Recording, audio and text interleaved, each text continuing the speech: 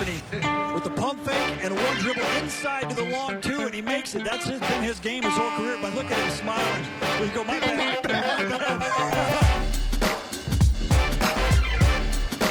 The long two.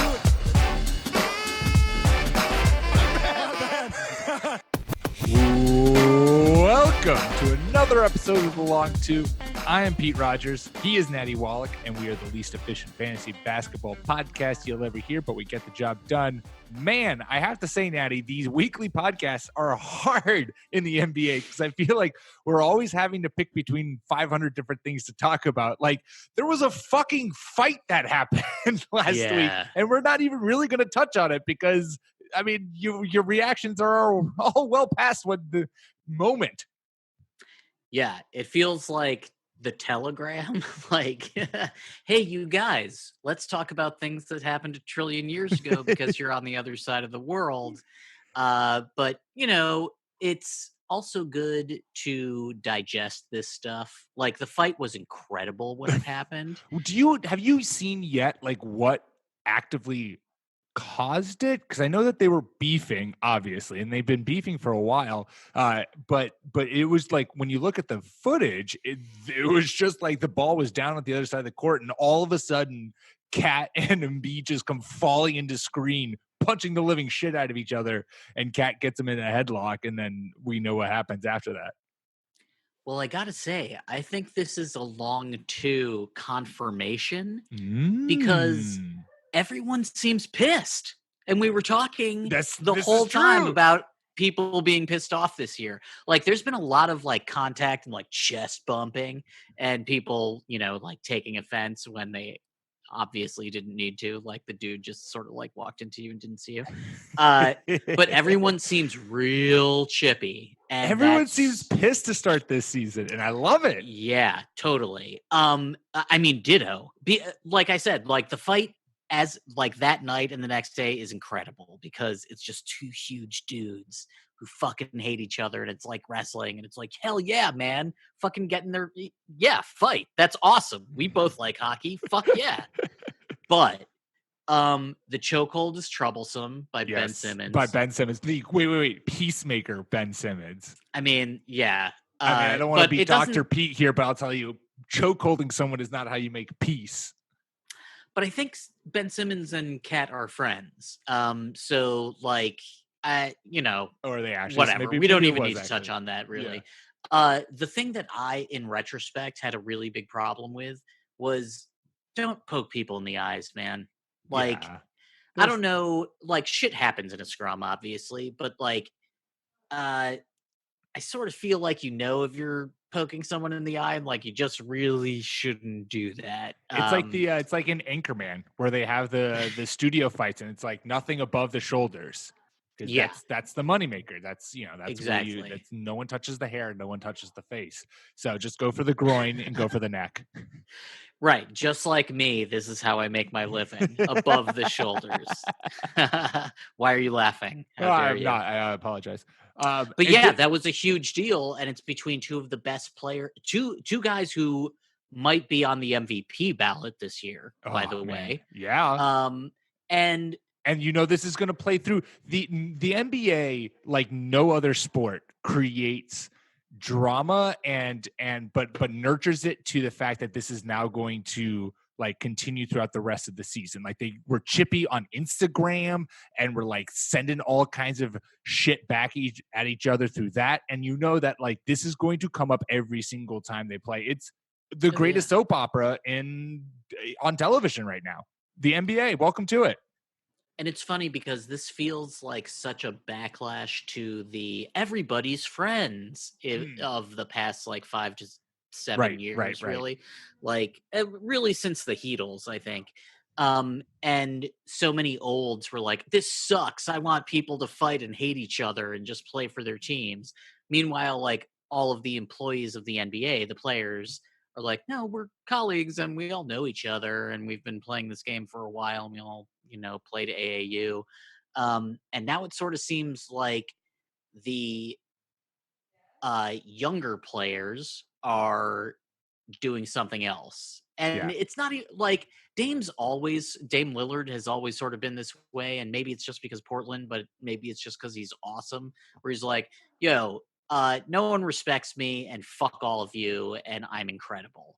But no one knows that because he's out in Portland and he doesn't start fights. Everybody knows that Joel Embiid is chippy and loves being the best center, all other things aside. Right. And if anyone rivals that, this is what happens. Like Cat had a phenomenal start to the season, and Joel's like, oh, I got to put him in his place. And Cat's like, oh, fuck you. I'm not going anywhere.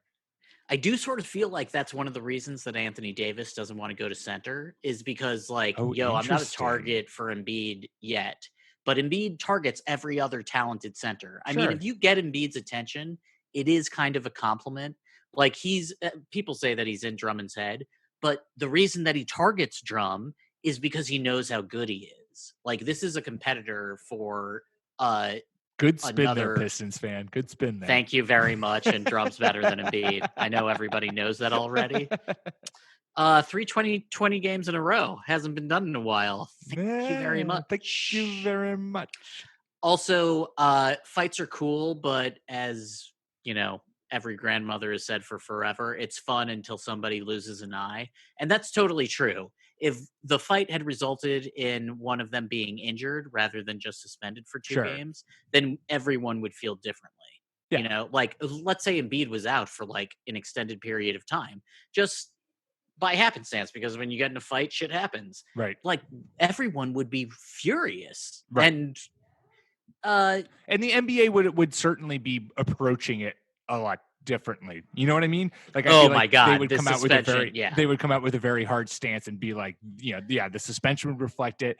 And the reason they both got 2 games is that nobody got hurt. Right. Like, let's be serious. So, although I was kind of surprised Simmons didn't get at least a game. Like, you shouldn't put people in a chokehold. Because he's the peacemaker, man. Because somehow the Sixers thought that dude, you always know, like, fights are fights, but you know where your hands are. And that what was you're not doing. A peacemaker move at all. That was a people. choke out. That was 100% a choke out. But whatever. On the other hand, they're both friends, and like, shit, friends wrestle. Like, and Cat immediately pounded the ground. You know, like, tapped out. Yep. Yeah. So I don't know. But yeah, let's not be olds about it. Everything's fine. Who cares? Everything's fine. But there have been a lot of injuries and suspensions that have gone down in the last week. And so we're going to take a look at some of the highlights and just kind of reflect on them and talk about kind of the fallout from them. We'll start.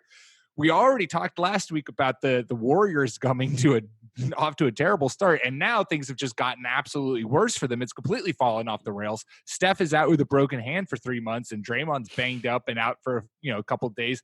The Warriors dynasty is just crashing before our eyes. First of all, how NFL does this feel, by the way, week NFL. To week? Like, oh shit, yeah, now all these teams that were good don't have anybody. The Warriors, so the spin on this is that this is a good thing. This is like a late 90s Spurs when the Admiral got injured, and it's like, okay, everybody has been playing for a really long time, and they need a rest, and we're not going to bring Draymond back quickly. We're punting the season, and we're going to try to get a high draft pick, and who knows when that happens. So I really don't think we'll see Draymond for a while, and this is going to be a Steve Kerr Warriors year. Like, this is going to be about the system. Right. This is going to be about player development. This is going to be about how good the GM is and what trades they can make. Like, I mean, when Steph went out, that meant that Klay Thompson isn't coming back. Klay Thompson's not coming back this season. Yeah. There's no way. And I mean, when Draymond does come back, I feel like they'll be very conservative, by which I mean, like, he won't play back-to-backs and he won't play over 20 minutes a game. And maybe I'm totally wrong, because Draymond Green is motherfucking Draymond Green. He's like, I'm going to play every minute. We can still make the playoffs. I don't give a fucking shit what you think. We can still make the playoffs, I believe. And I kind of, if he says that, I mean, same. I'm not believing that. I'm not believing that. Whatever. Even if Draymond goes super sane, this team just doesn't. MVP. but I think that the 95 Spurs is the perfect analogy, and a lot of people have made this. We're not the first to make this connection. Where oh shit, really? Oh, damn it! So hate to break it to you, man. Wet the weekly blanket much, podcast, dude. Jesus, I didn't read anything that said that. But that you should throw in the towel, not throw in the towel because that's admitting defeat, I guess. What's a better throw in the towel? Accept your reality. Grow the garden, man. Ooh. You have all these young players. Ooh. Let's give them some water, give them some minutes. Give them some water, see what's up. Well, so let's talk about that, because one of the things that you have expressly talked about on Fake Teams and in your writing, and just in general, it's one of the things to look for in fantasy are good players on bad teams, players that are going to get just a ton of minutes and a ton of usage, and on a bad team where they're going to always be trying to score to, stay in a game just because of sheer, wanting to win and sheer willpower. This team has got to have some names on here that are worth kind of keeping eyeballs on in terms of fantasy value. Yeah, just like in football and just like in baseball, volume. If you're getting touches and you're getting at bats, you're going to get stats. So Draymond's out. Let's just assume that the stars are out. Let's just talk about like young dudes who might have some value right now. Eric Pascal, their power forward, he has 20 plus points per game in his last 4 games. He's 15th on the player rater over the last week. Like, if this guy just gets to play for the rest of the season as the starting power forward in a Steve Kerr offense, I feel like he's going to do pretty well. He is currently under 20% owned. I mean, people are jumping all over this. People are jumping all over the Warriors, and they should. There are a couple of other names, but I'm curious to see what you think. No, I think Eric Pascal is clearly the guy. Like you said, he's been crazy over the last 4. The last 2, he's averaging 37 minutes, 29.5 points, 8.5 boards, an assist, and a block.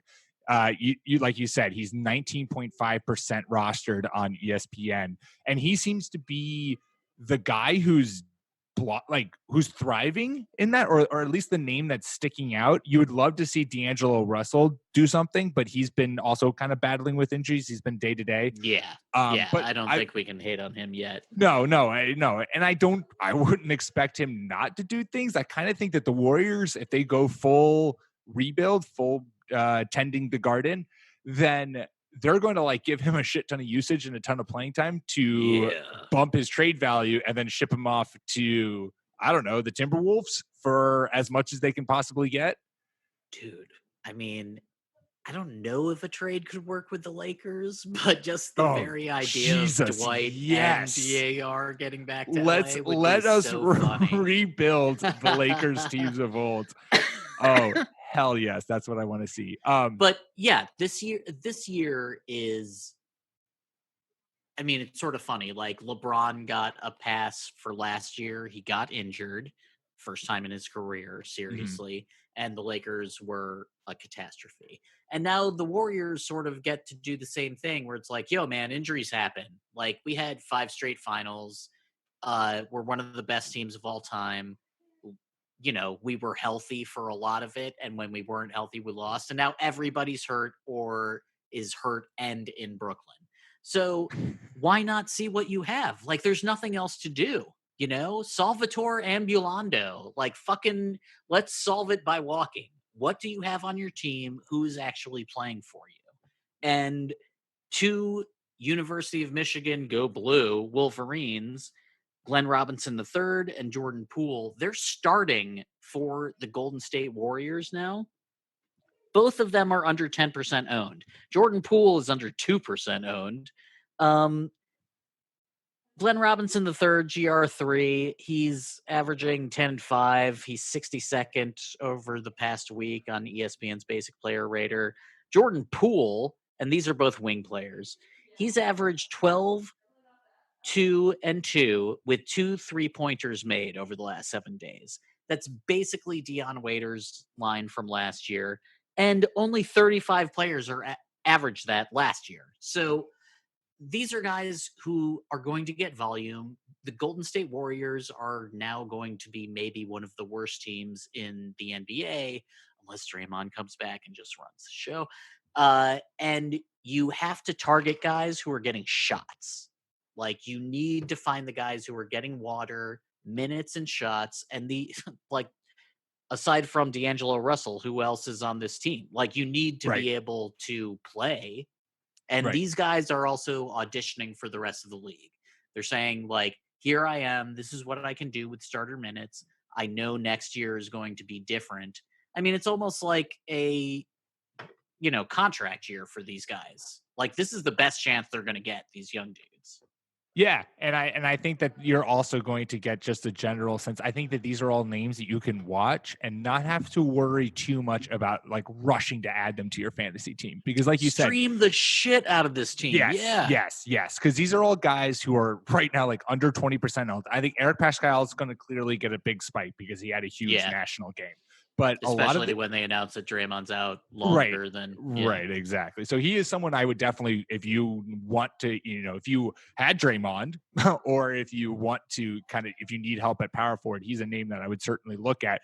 But I think a lot of these guys that you mentioned are names that kind of keep in the back of your head, and when you need a stream, they're a great option, just because they're going to get the usage and because they're likely going to be always kind of there and available because of the fact that they're the Warriors, and the Warriors now have fallen out of the national spotlight of, being on everyone's mind, and they're just going to kind of suck. And just like how you could used to be able to always stream Suns players, or you can probably stream Hornets players for the like you can stream players on bad teams because people just don't think about them as much. And so as long as none of them break out on the national stage, they'll always be available for your team.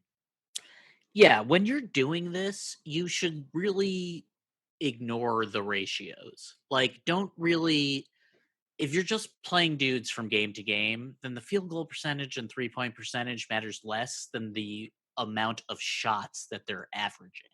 Like, if you know that the offense gives them, 8+ shots a game, then they're worth it, even if they're shooting poorly. Because especially if they're going up against a bad defense,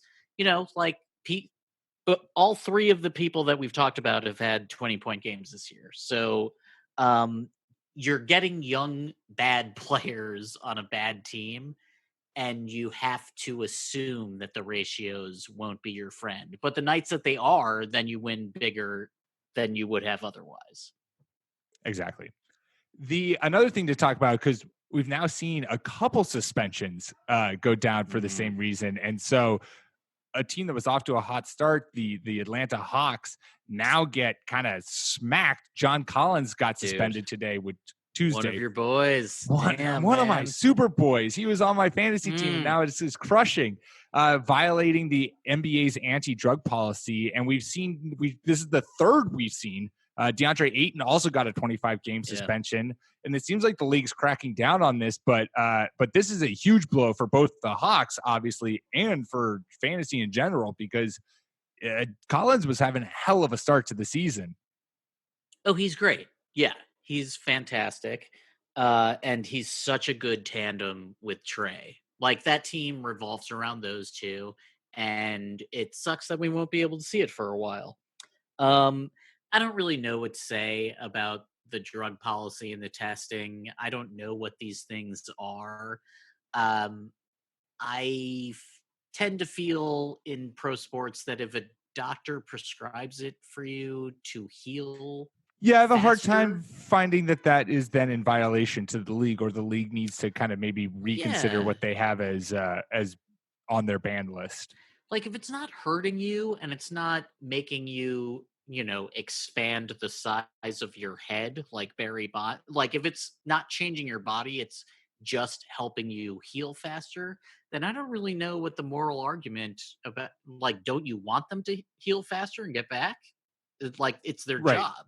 Right. Like, if a person on the factory line, like, could take a drug that would get them back to work 2 weeks earlier and it doesn't hurt them, wouldn't you do that? I don't really understand.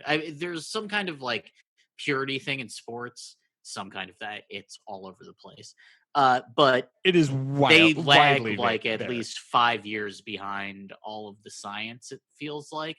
And they're also so obscurantist with how they describe the drugs and like what dudes are actually taking. Sure, yeah, And the yeah. whole appeal process is fucked up. Like I mean, I don't know what these things are. Maybe they're totally harmless and it's like the CBA, some asshole lawyer who is not a scientist and doesn't really understand. It's like, yeah, well, it could mask this shit.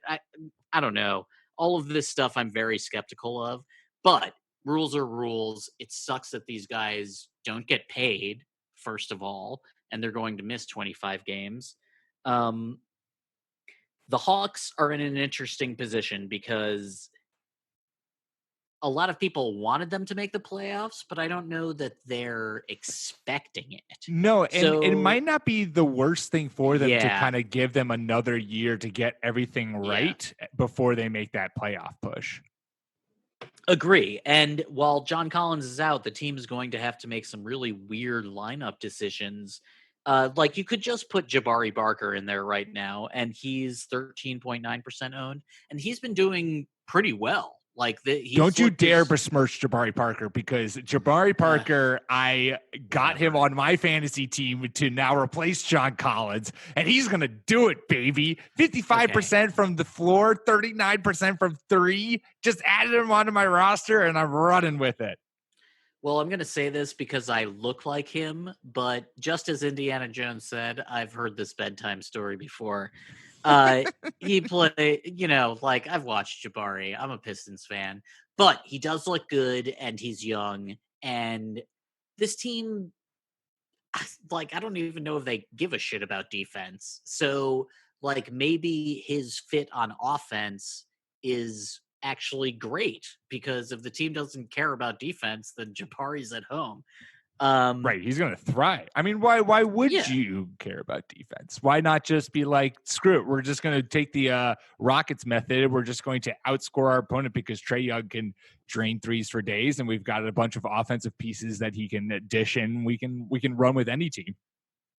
I will say, as someone who's watched a bunch of basketball, college and pros, when teams are focused Humble on brag. offense, yeah, I know, totally.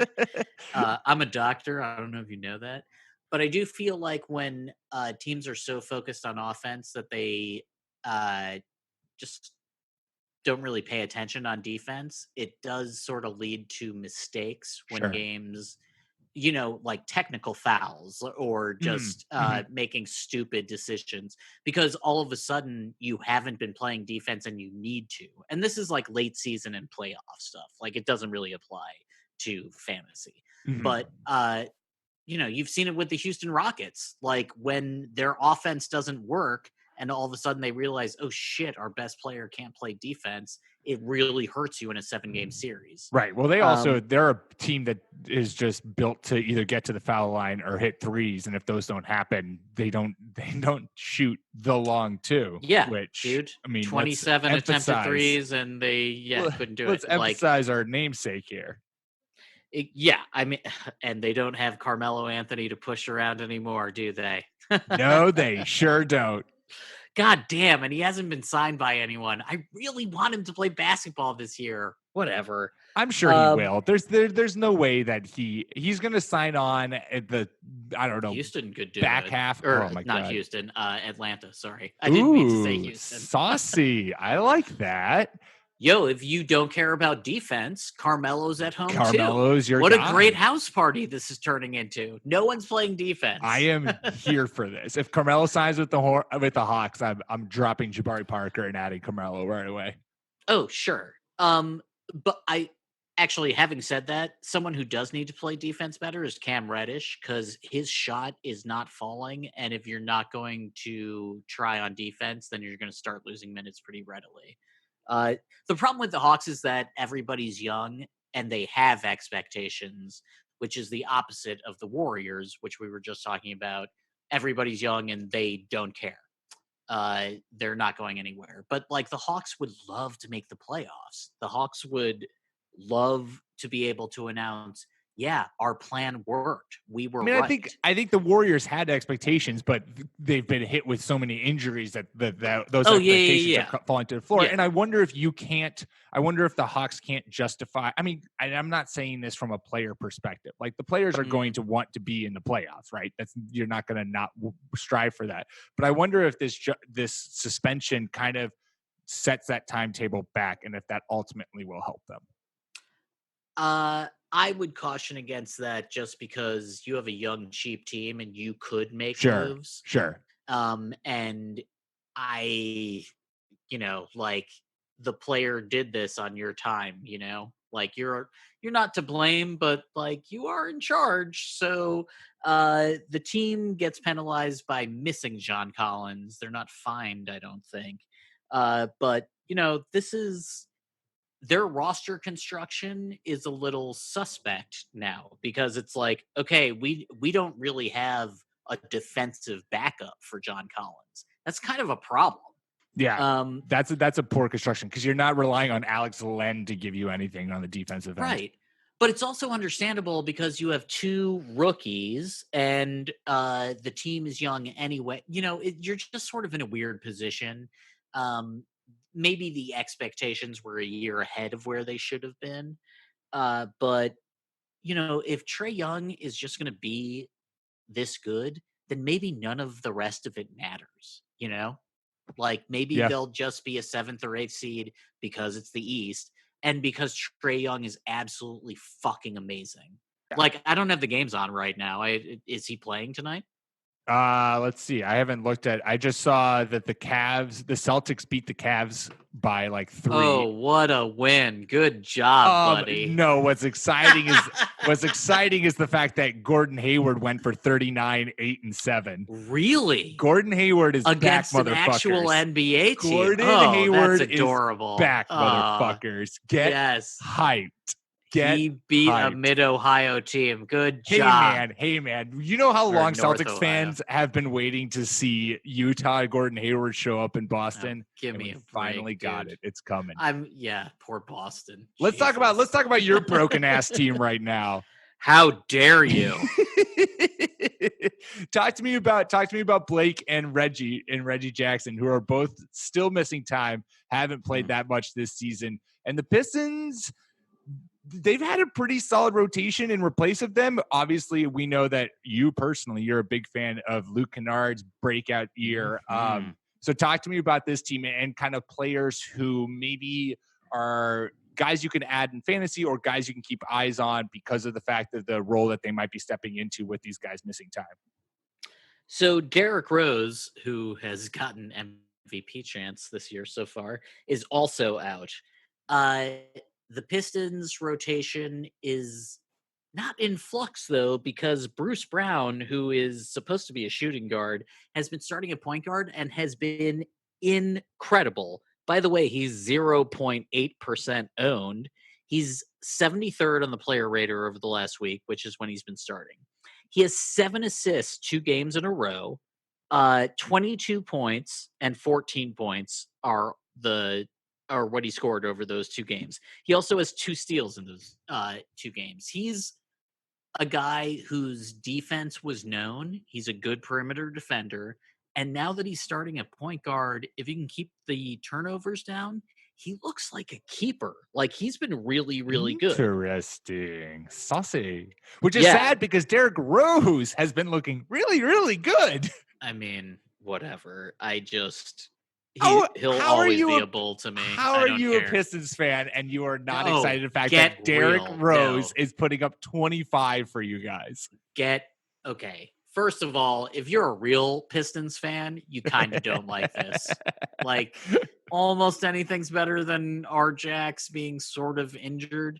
I mean, God bless, but he's a bull. I'm really, really sorry. I don't care. D Rose is one of the salty. I don't give a shit. He's fuck Chicago.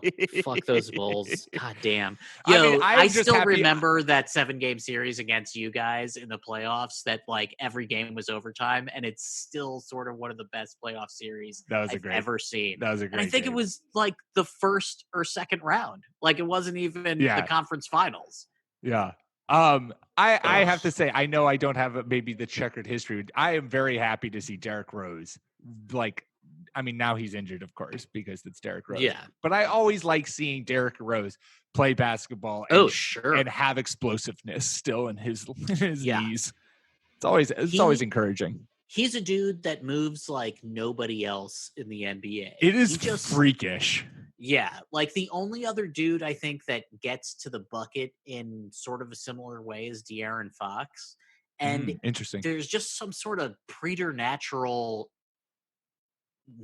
path that they can see to the basket and getting the ball over outstretched hands. Like it's really kind of fucking strange to see because they'll make layups that you just don't think that they can make. Right. Oh my God, there were so many. There were so many that D Rose would do where he would knife through the defense and then get this like high arcing layup that would just like kiss the top of the glass and drop in right over any big man's hand. It is fun to see. And there is a part of me that wants to watch D Rose and Blake play together, which feels saucy. like a perverted part of me because like that's fucking crazy. Like if you had told me that 4 years ago, I would have laughed in your face. But while D Rose is out, or even when he's back in, Luke Kennard is really the player to pick up. He is under 25% owned. He's averaging 17, 2, and 3. He has the 7th best 3-point percentage of players who are averaging 6+ 3-point attempts per game. He has a 46 3-point percentage. He looks fucking great. He is looking like exactly the player the Pistons wanted when they drafted him. He's bulked up a little bit. His defense is better. He's starting, and it's just... Oh my God. The last time we really hit on a pick was I mean, this just fucking feels great. Dookie Lukey and fuck Duke forever. Go blue. He looks amazing and he should be owned way, way, way more. He is the guy to pick up on Detroit. Christian Wood has looked good as well.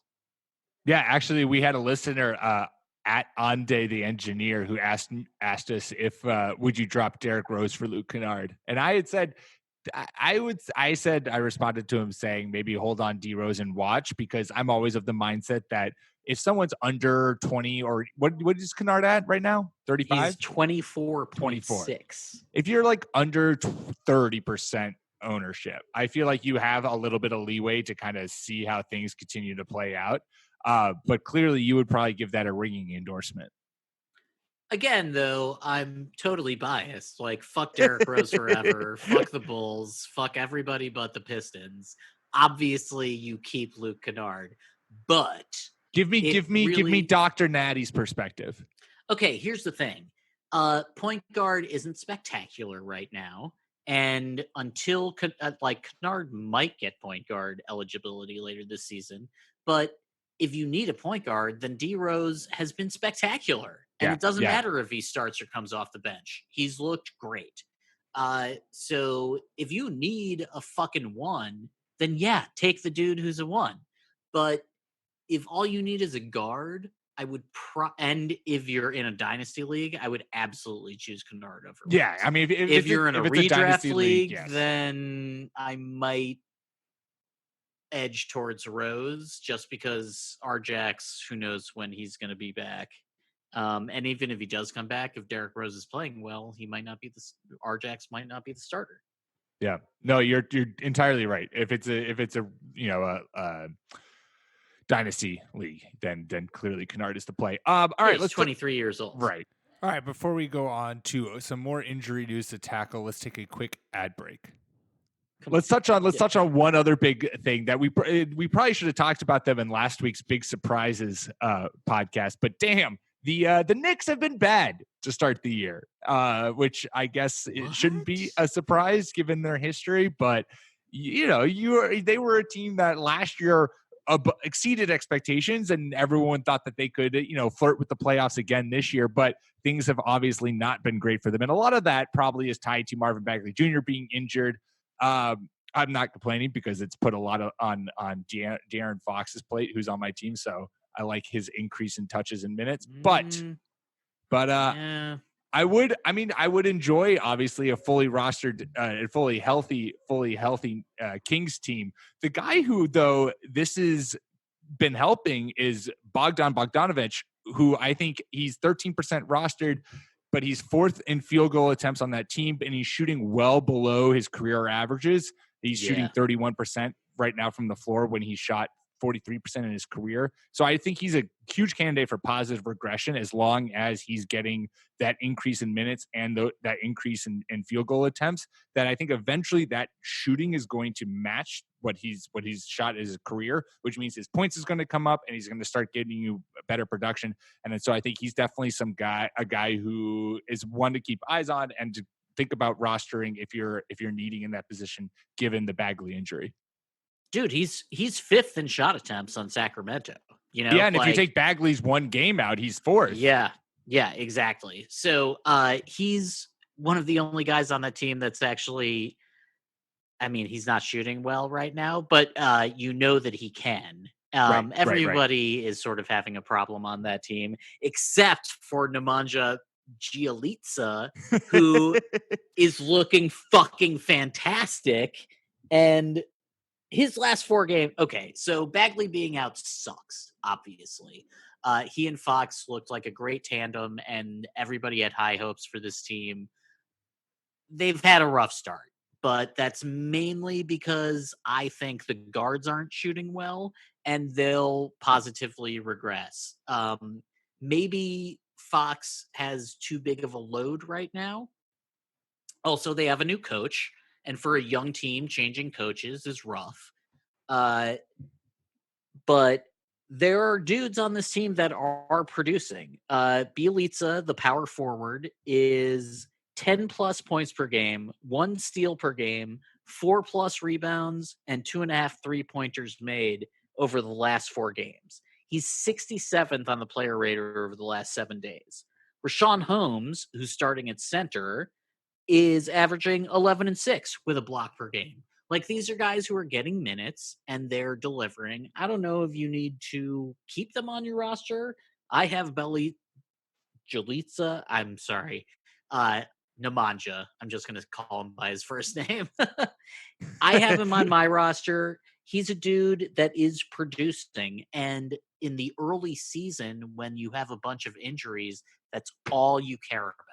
Who are dudes that are getting minutes and getting shots and are sinking them. And you can let the latter half of the season take care of itself. Like, Bjelica right now is 23.9% owned.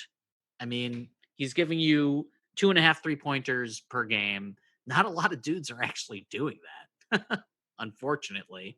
Harrison Barnes is being poor, boring Harrison Barnes. He has SF and PF. One of the things about the Kings is that they're going to have to try to maneuver their rotations to make up for their lack of shooting. Like, if everybody's cold, then you're just going to have to change it. Right. Yeah. And, I think that means more Rashawn Holmes and more Nemanja, because those are the dudes who are actually delivering right now. What's the over-under in games before Luke Walton gets fired? I don't think you can fire Luke Walton before the All-Star game, only because even though the Kings are not running as much as they did last year, but I wonder if that is just because everything's sort of new, and if the guards were shooting better, everything would be different. It's the second week of the NBA. Like, if it's one time of the for games overreactions, Natty. We've seen 2 full weeks of basketball now. It's time for change to be instilled. Like De'Aaron Fox is what, 21 years old, and all of a sudden you're going into a new season, and it's like everyone's telling you that you have to make the playoffs, even though you're in the fucking West. Yeah, that's a bit of a ridiculous expectation to have been thrown upon them. Yeah, but everybody they did likes look good you. last So this year. is sort they were of frisky last year. Everyone loves that frisky team. Don't get rid of Dave Yorger. Yeah, well, that made no sense. That was just a dumb move. But having said that, if you fire Luke Walton this year, then that's saying that the front office fucked up. And so I think you have to fire Vlade Divac too. And we make fun of the Kings a lot. Yeah, but again, like, what if at the All-Star break they're 500 or a little bit above? Like, I think that's what we wanted them to be. So what's important is for Fox and Buddy Hield start sinking their shots. They're both shooting under their career, as far as it goes, percentages. As soon as those start going in, I think the whole team will improve. Yeah. No, and that's likely will even out. So, but they have to run more, man. Jesus, they really but Christ. the thing is, I think that's also going to help that's going to help all your shooting percentage, because then you're not working with a set defense if you're on the run and if you're making moves, especially with De'Aaron Fox, who can just like you were saying, cool. He's so good, he's so quick, and he can get to the hoop in just any number of ways, that if you get some pace to this offense, his numbers are going to produce, and then the defense is going to crash in on him. It's going to open up a bunch of shots for Buddy Hield. I think you're right. Yeah. I think the biggest thing here is that the Kings need a little more pace, and if they do get that pace, now we're suddenly talking about a bunch of names here that are going to return to good / even stud fantasy value. So if you are a Kings owner, I wouldn't necessarily panic, because you're hoping that a guy like Luke Walton, who is not bad, like, he's had success as a coach. We know that he can do it. He did it in Golden State when Kerr wasn't there, and then it's almost impossible to coach a LeBron team, but he put his best foot forward. And so I think that you give it the benefit of the doubt and kind of see how this offense can look and how this offense can mature throughout the year. Dude, if they don't start running more, if they're bottom 5 in pace like next month, then yes, fire Luke Walton, because that is a crime against humanity. De'Aaron Fox is greased lightning. He is so fucking cool going fast. It like you just can't muzzle this team. You have to let them be fast. Yeah. So yeah, Jesus fucking Christ. But hopefully that's not what's going to happen. Hopefully this is just sort of like a weird start to a year where you have expectations when you didn't have them earlier, and people are injured and people are out, and it's not that weird to have a young team stumble out of the gate. No, yeah, that happens. That happens, and that's likely what is happening right now. But they look slow as a fuck. They do look slow as fuck. Like, let's pick up that pace there. They're a water buffalo. I'm telling you, man. Awesome. Let's talk some studs and duds. Sure. So we're gonna look ahead to the rest of the week. One guy who we're sure is in for a big conclusion to the week. Obviously, we're recording Tuesday, but we come out Wednesday. So, you've got a solid more than half of the week ahead of you. And then one guy who we think is going to flop for the rest of the week. And obviously, we are going to keep track of these things and see who's better at predicting this kind of stuff. Because what else? Nice. What's the point of doing analytics? That's the whole reason we do this. Advanced data. I mean, we got to get propulsion laboratory. We got to get into the time period that we're in. Is that not what am I trying to say? No, that sounded very erudite. Thank done. You. Well, I really put my best foot forward. Natty, why don't you start us off this brand new segment? Introduce us to it by giving us your stud for the rest of the week. Okay, so I used the handy forecaster that our illustrious leader, Pete, put out this week. Yes, your ears are burning. And thank you very much. Those have been useful. This is a good way to see who's going to get minutes and shots in terms of like total counting stats per week. Thank you. So, God, I really don't want to be a homer. So I have two.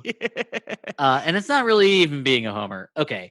Karl Anthony Towns is going to have a great next 3 games. His next 3 games are at Memphis, 17th defensive rating, Golden State 30th defensive rating, and Denver 14th, where he goes up against Joker.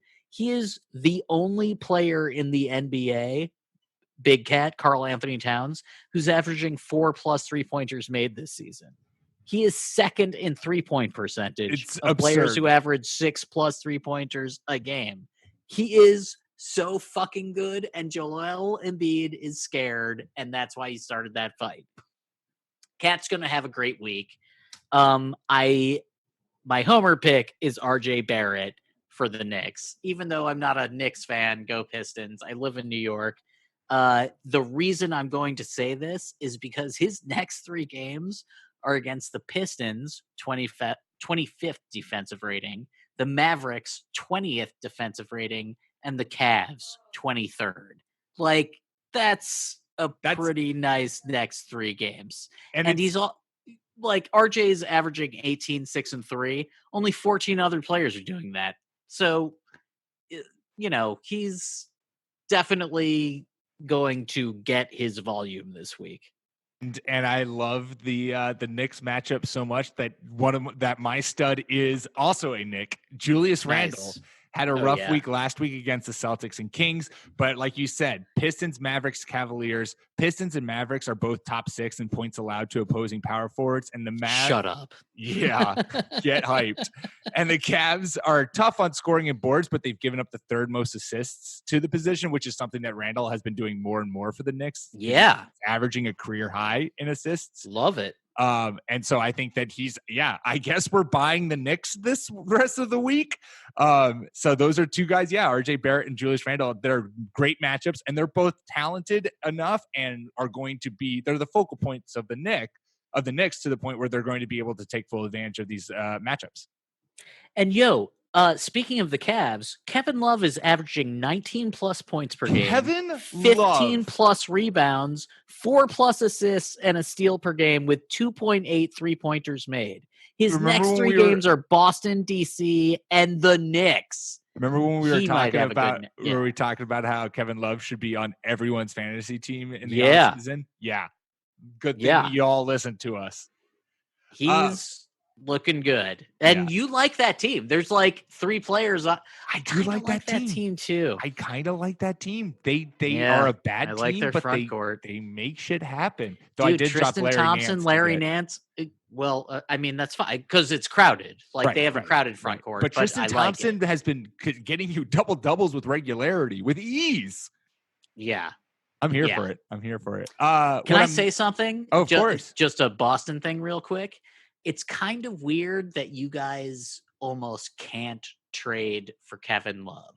Like, no one out there thinks that you guys will end up with him. And if you did, he'd have to be your center. And I don't know if that could work in the playoffs. But it's like you guys have your 3 wings and your 2 guards, and like that's just sort of your team right now. Right. And then we just run through everybody else, like Portland with their injured front court, like that's another team that we should have talked about. Zach Collins, their power forward, they're injured. Like they could use Kevin Love so fucking hard. I don't know how you would make that trade work, but that's a trade that that's a trade that needs to happen. Let's get Kevin Love to Portland, please and thank you. One player who I am not high on for the rest of the week, and it crushes me to say this because he is a podcast favorite and the number 1 party animal. The dud for the rest of the week is Nikola Jokic. The Joker's he's not off to a hot start this season. He's below last year's numbers in every major category and shooting 48 from the floor and 28 from 3. And like we just talked about in terms of Joel Embiid, he gets to face the Sixers and the Timberwolves. We know Embiid fucking hates any center who's not him, so he's going to go hard in the paint. And the Timberwolves have been terrific against centers to start this season, allowing the fewest points, 3rd fewest rebounds, and the 7th lowest field goal percentage. I just don't see Jokic getting any kind of real gusto or mustering much for the rest of this week, which is kind of what's been holding the Nuggets back. The Nuggets haven't looked great. They haven't been kind of coming out of the gate as a Western Conference champion that a lot of people thought they could be. He doesn't look great, and neither does the team. Like, what's going on with this team? I don't know, man. I don't know. This is what happens when you spend the whole offseason drinking beers and smoking blunts, which is what we're thinking that he did. We have no proof of this. This is the theory we're running under. He's either that or he's a straight edge vegan. But we did talk about, like, there might be too many mouths to feed on this team. Yeah. And I kind of like, I can't think of anything else really. Like, the whole team doesn't look great. Yeah, but I think a lot of it comes back to Jokic. I just think that he is the thing that facilitates this team, that makes this team operate, this team move, and he has not looked in shape. He has not looked ready to go. He's not looked engaged to start the year. And that, I'm sure all of his teammates, I'm sure, feel that, and that has to have some sort of effect on them. I agree, though. I mean, it's not all on him. Like, the team hasn't been starting the season well or shooting well, but I think this is the burden of being a superstar is, if you start, we see it the exact opposite with the T-Wolves, where Cat's coming out on fucking fire, and so are the Timberwolves. Everyone's suddenly stepping their game up because they're like, oh shit, Cat is playing out of his mind. We need to match that. And it seems like Jokic is starting the season very lethargic, and so the whole team is kind of emulating that. And this wouldn't be the first time we've seen a center come into a season a little out of shape. Of course. I mean, you're what, like a 7 foot, 280 pound guy? Like, it's got to be hard to maintain that body. Dude, I mean, Shaq infamously said, you pay me during the season. And so he would work himself into shape during the season. I will say this, in big men's defense, it's really, really hard to maintain health when you're putting that much stress on your knees and your feet. And so people give Embiid a bunch of shit. They're like, well, why aren't you in shape?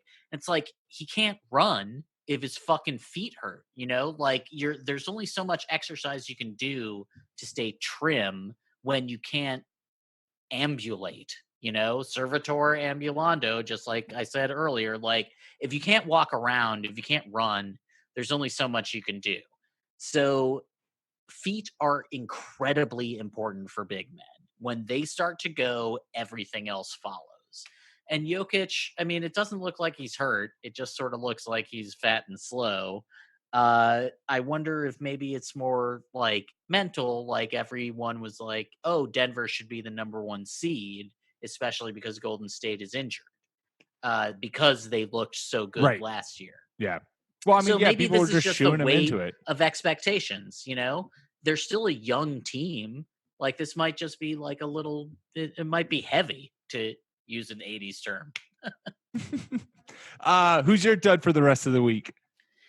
Okay, so I'm picking a guy who has done really well this season so far, who's been averaging 19, 5, and 3 with 2.7 3-pointers made per game.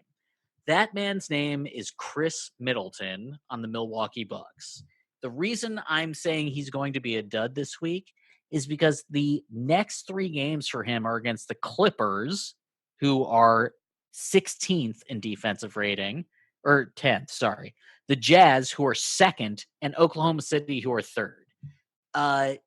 Giannis is going to get what Giannis gets. The Milwaukee Bucks are Giannis's team, and they revolve around him. But I think that teams are going to start saying to themselves, let's let Giannis do what he does and make sure nobody else can do what they do. I think Chris Middleton is going to get a bunch of defense from these great defensive teams over the next week. And I just don't think that he's going to be as good. I mean, those are incredible fucking teams he's going up against. Yeah, and Chris Middleton, I swear to God, becomes an absolute sharpshooter from downtown anytime he plays the Celtics. I just have nightmares about how he can just hit every goddamn shot that's in his face. I don't really get it either. It's mind-blowing to me because it doesn't seem like he does this to any other team. It's just somehow the Celtics really get him riled up. But you're right. Dude, some teams just have a team like Baltimore has New England's number. In football. 3 years. Yeah, it's weird. That is always there. But you're right. That is a tough matchup to go against. Clippers, Jazz, Thunder to conclude the week, and obviously Giannis is always going to get Giannis things. But I think that the Bucks, much like how any team thrives, lives and dies with their superstar, Giannis is going to get his, but it's going to be a tough way to get his. And I think that that's also going to make all of the other opportunities on the court for everyone else around him also very tough and very difficult. Like, it's not going to be easy going for Giannis. And because of that, it's not going to be easy going for the Bucks. Yeah, and their second game against Jazz, like we've talked about these two teams before, how they play each other, and Brook Lopez tends to pull Rudy Gobert out of the paint when they play, and that opens up the Jazz's defense and allows Giannis more space. So if Brook Lopez can sink his shots against the Jazz, then Giannis might have a really good game. If he can't, then Rudy Gobert is Defensive Player of the Year. He's like one of the only players in the NBA who can legit guard Giannis.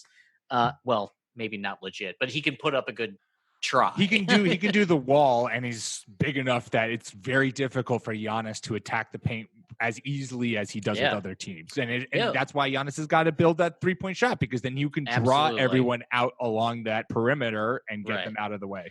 Dante DiVincenzo can't do it all by himself. Like the Bucks need more shooting from Giannis. I would like to say I have a middle guy, a question mark. Ooh, guy. Saucy. Okay. I know, I like this. Maybe for next week we'll do what would we describe? Studs, duds, and buds? Like to myself, I was like, you can't call them STDs because that's just yeah. For obvious reasons, like a budding flower, because this person could develop. Water. Yeah, okay, all right, give me your bud then. I like this. Okay, so this guy is my bud because his next 3 games are against the Hawks, the Rockets, and the Knicks. None of those teams are good at defense, as we've said multiple times. This guy is Lauri Markkanen. The finisher is the power forward for the Bulls. The Bulls are underwhelming and disappointing so far this year. Lauri Markkanen, for his career, such as it is a 43 field goal percentage and 36 from 3-point percentage. This year, he's 38.7 from the floor, so 5 points worse, and 25 from 3, which is 11 points worse.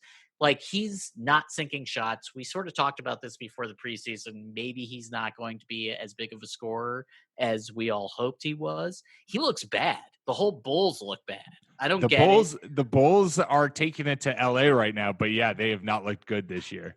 Are they really? Wait, what's the score? The score is, I saw a ping from the, way. Come on, scroll.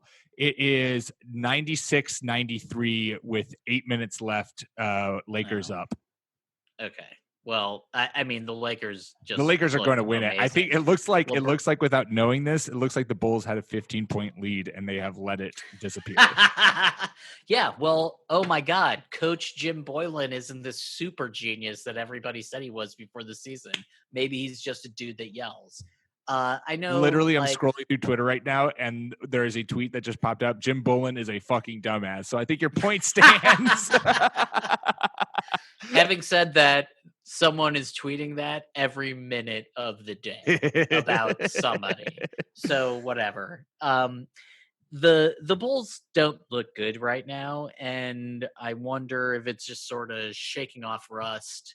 It's still really early in the season, but man, if Lauri can't sink shots, then that team is sunk, because he should be able to.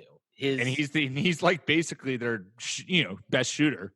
Yeah, so that's what I'm saying, man. Like, his next 3 games are against shitty defenses. If he can't do well during those 3 games, then he's either injured or the Bulls are trash.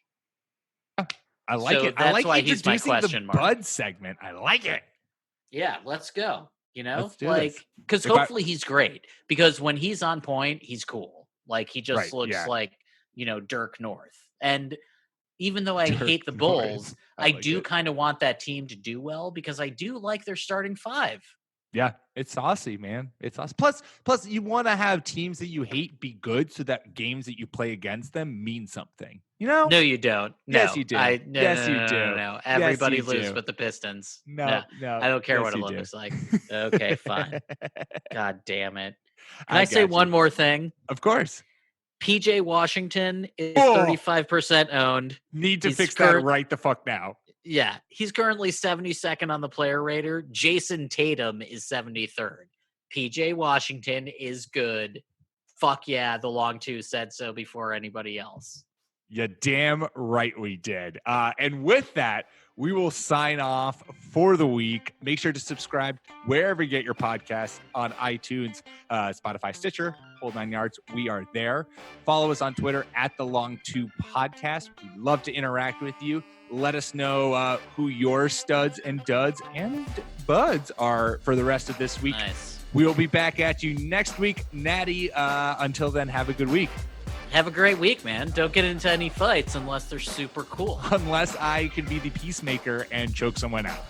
Don't fight and beat. That's my only moral of the story. advice. Yeah.